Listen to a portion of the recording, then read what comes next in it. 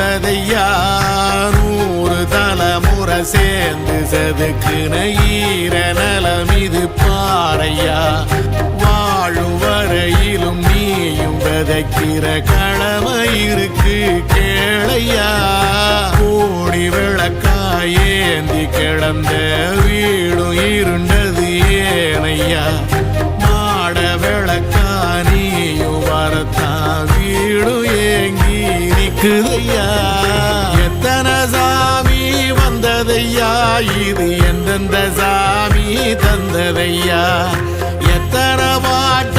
சொன்னதையா அத சுத்துற பூமி கண்டதையா